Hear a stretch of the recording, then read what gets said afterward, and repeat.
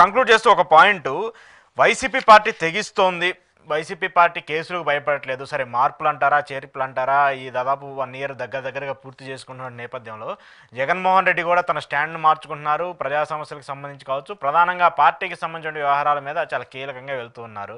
ఆయన గట్టిగా ప్రతిసారి మీటింగ్ జరిగిన ఒకసారి స్లోగన్ ఏంటంటే 2.0 అని చెప్పేసి జగన్మోహన్ రెడ్డి చెప్తూ ఉంటే, దాంతోపాటు జమిలీ ఎన్నికలు వస్తున్నాయి, మీరు అందరూ సిద్ధంగా ఉండండి, మనం అధికారంలోకి వస్తామని చెప్పేసి అదొకటి. అంటే క్యాడర్లో నేతల్లో ఆ కాన్ఫిడెన్స్ని మిస్ చేయకుండా, లూజ్ అవ్వకుండా ఒక దిశానిర్దేశం అయితే జగన్మోహన్ రెడ్డి చేస్తున్నారనుకోవచ్చా? అలాగే వైసీపీ పార్టీని సంస్థాగతంగా ఒక్కొక్క చేంజ్ ఓవర్ తీసుకొస్తున్నట్టు కూడా కనిపిస్తుంది. ఏం చెప్తారు?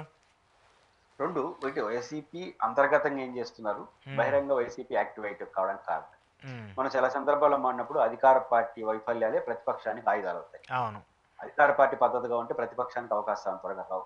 కానీ నిజానికి వైసీపీ ఓడిపోయిన తీరు, జగన్మోహన్ రెడ్డి గారి పట్ల క్యాడర్లో వచ్చినటువంటి అసంతృప్తి, అంటే మనం కలవట్లేదని, ఇట్లాంటి తీవ్రమైన బలహీనతలు ఉన్న పార్టీ 10 నెలలకే ఇంత యాక్టివేట్ కావడం మాత్రం థ్యాంక్స్ టు చంద్రబాబు గారికి చెప్పాలి, జగన్ గారు.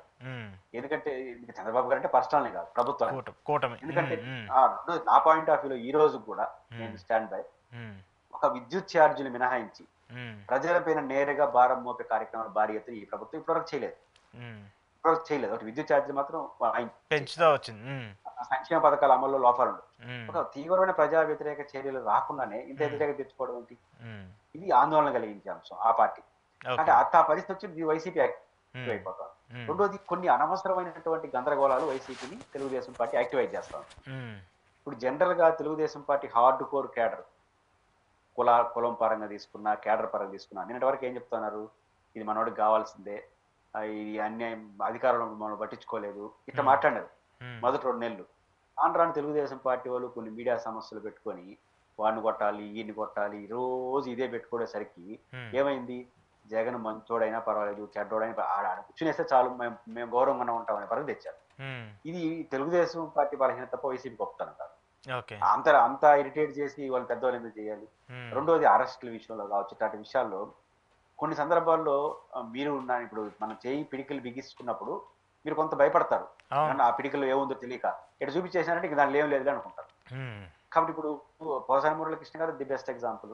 పోసాని మురళీకృష్ణ గారు రాజకీయాలు వద్దురా బాబు వెళ్ళిపోతారన్నప్పుడు ఆయన పైన కేసు పెట్టరా అని భయంతో 5 ఏళ్ళు భయంతో ఉండేవాడు, ఎందుకులే కర్మ అని.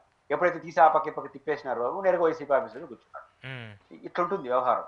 కాబట్టి ఎప్పుడు కూడా ఒక దశ దాటి ఇరిటేట్ చేయకూడదు. తప్పును తప్పుగా చూడండి. ఇప్పుడు తప్పుగా చూస్తున్నారా, లేదా మాకు అవకాశం వచ్చిన వాడు పడుతున్నారా? పైపెచ్చు ఇట్లాంటి చర్యల్ని సమర్థిస్తూ కొన్ని మీడియా ఛానల్, వాళ్ళకైతే మరీ దారుణం. మొన్న ఒక ఛానల్, నాకు ఆ ఛానల్ అంటే గౌరవం ఉంది, ఆ రిపోర్టర్ పట్ల కూడా గౌరవం. No doubt, ABN channel Venkatakrishna garu మంచి సీనియర్ జర్నలిస్ట్. ఇంకొక మీడియాగా కూర్చొని పేర్లు ప్రస్తావడం కరెక్ట్ కాకపోతే ఈ విషయం అవసరం అని చెప్పి నేను మాట్లాడుతున్నా. ఇప్పుడు ఎవరైతే భారతీ గారి పట్ల చాలా అభ్యంతరకరంగా ప్రవర్తించాడో వారిని తీవ్రంగా వాళ్ళు కూడా తప్పుపట్టారు. అంతవరకు వెల్, అదే డిబేట్ లో వాళ్ళకన్నా ఘోరమైన వ్యక్తి కూర్చోబెట్టుకొని డిబేట్ చేయడం ఏంటి? తిట్టిన వాళ్ళనే కూర్చోబెట్టుకొని, ఇతనికన్నా ఘోరమైన వ్యక్తులు వాళ్ళు, మిగతా వాళ్ళు కూర్చోబెట్టుకొని వాళ్ళతో విశ్లేషణ చేయడం అంటే ఖచ్చితంగా తప్పుడు సంకేతం ఇచ్చినట్టు అవుతుంది. అంటే పాయింట్ ఏంటంటే, వెంకటకృష్ణ గారు సీనియర్ జర్నలిస్టు, ఏబిఎన్ కో క్రెడిబిలిటీ ఉన్న సంస్థ, విభేదించవచ్చు, తెలుగుదేశానికి అనుకూలంగా ముద్రయచ్చు.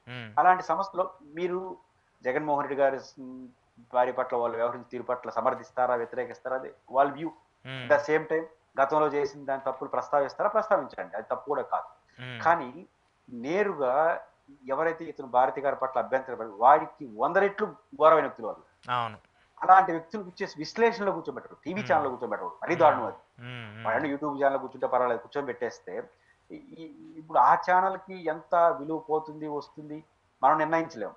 కానీ సమాజంలో ఉన్న ప్రజలకి, ముఖ్యంగా వైసీపీ శ్రేణులకి, ఈసారి మనం కానీ గెలవకపోతే మన పరిస్థితి దారుణంగా ఉంటుంది.